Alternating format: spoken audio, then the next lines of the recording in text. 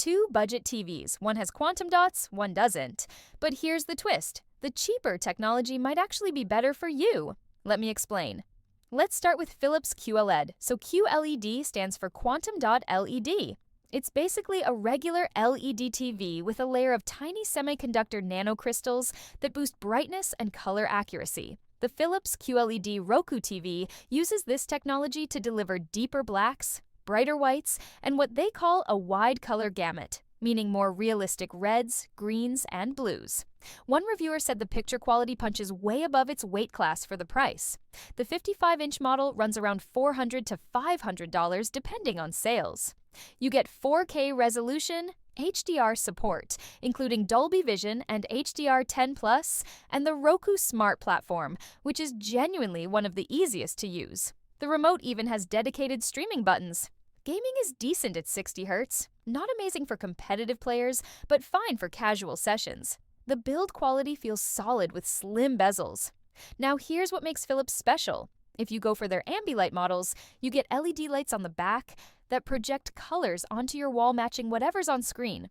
Reviewers consistently say it makes the viewing experience feel more immersive and actually reduces eye strain.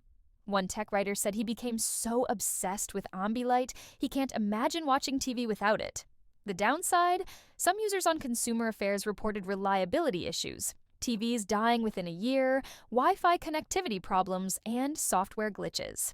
Philips currently has a C+ rating with the Better Business Bureau, according to some reviews, so quality control seems hit or miss.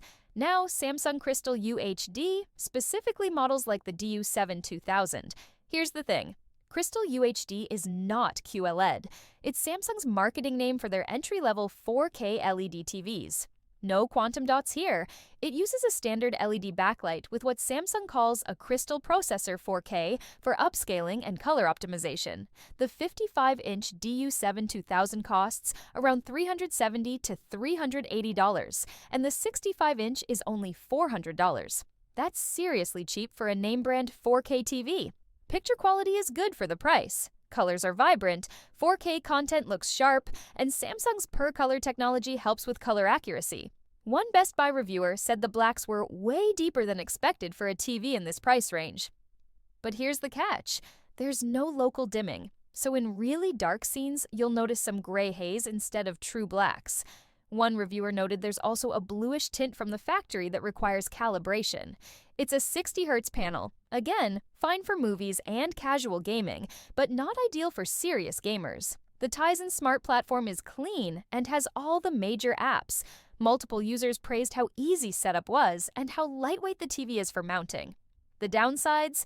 AVS forum users reported issues like menu lag, video stuttering, and one user straight up called it a pretty crappy TV that's only worth buying if you need something thin.